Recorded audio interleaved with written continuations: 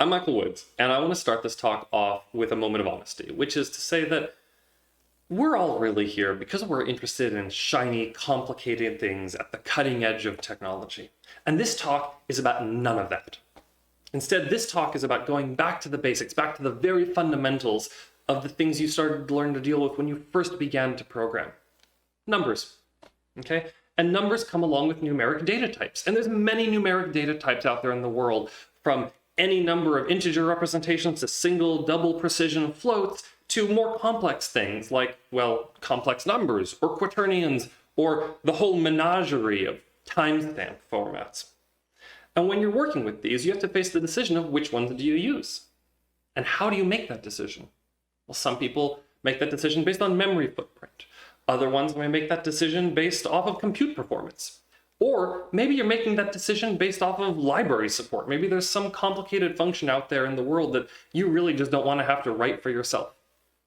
Those are all fine, but I think there's actually some far more fundamental concerns that you should have, okay?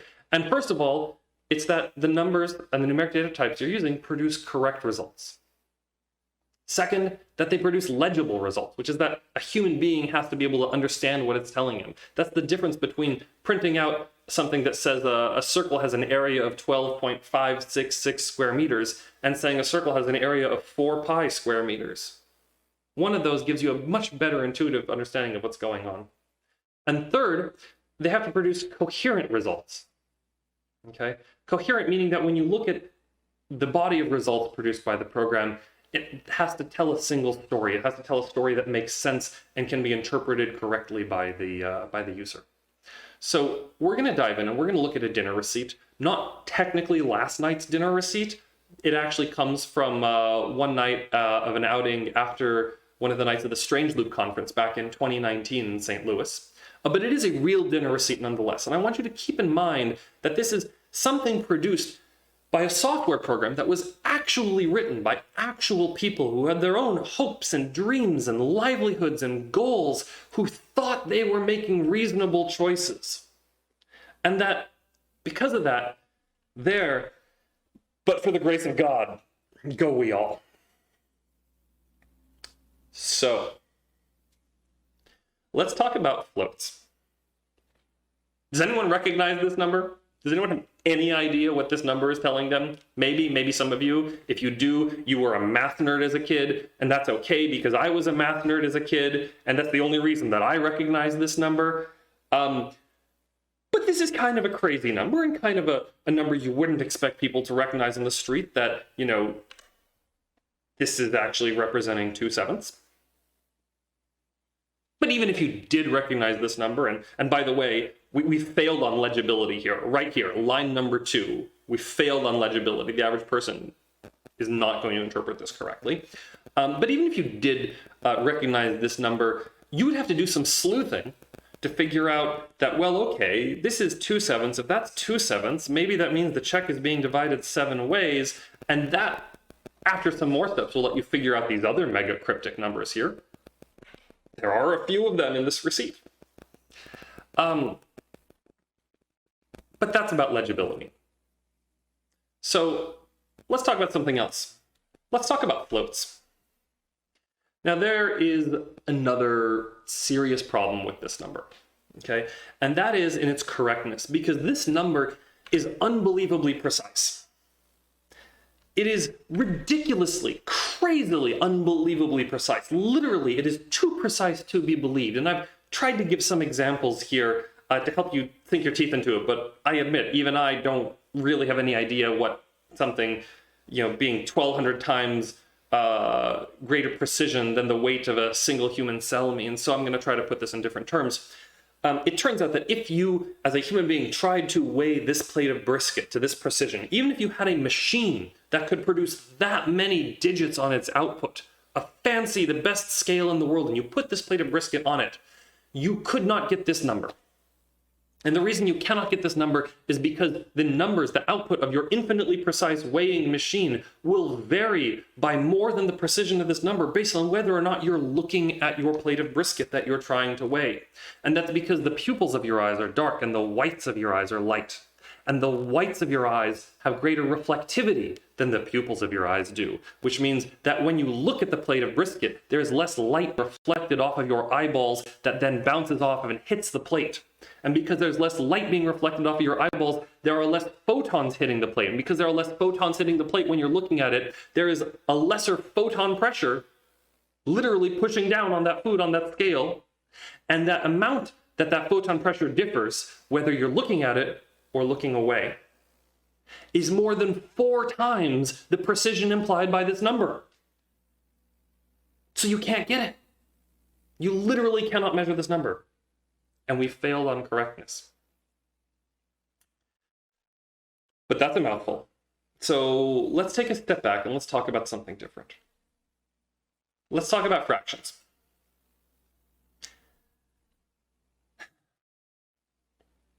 So, just as I try to piece this together, after all of that hubbub with mega cryptic fractions trying to figure out what 0.4285 actually means, we could have just had the program print out 1/7.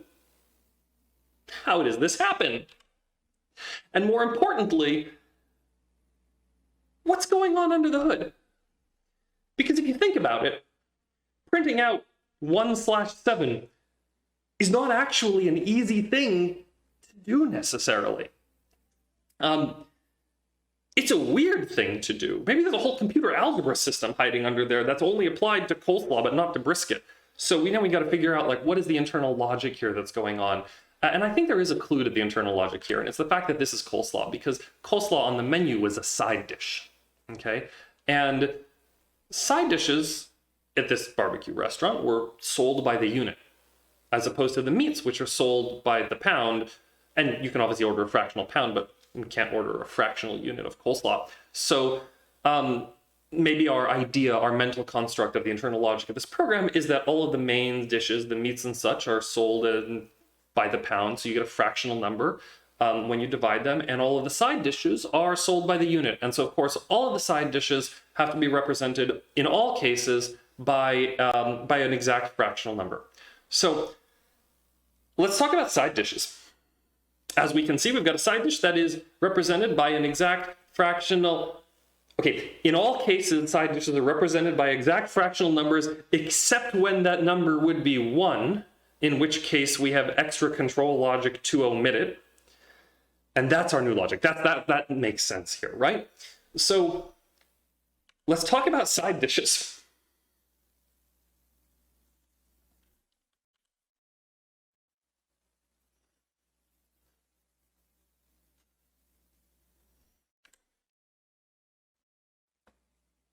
What?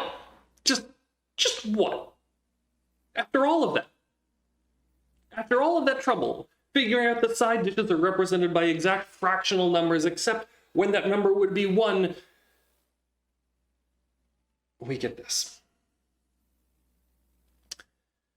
All right, that's a lot of hubbub, but we're just about to the crux of this, because now we're going to get to look at what has to be my single favorite number on this whole receipt. Okay, this single number that puts to the test our understanding of the internal, or maybe frankly at this point, the infernal logic inside of this receipt printer. So let's talk about floats. Okay, thank you very much. I hope you all enjoyed this. If you did, I've got some social media contact information out there. You can feel free to say hi. There's lots of other great talks here, so keep enjoying the conference. And just remember, as you go,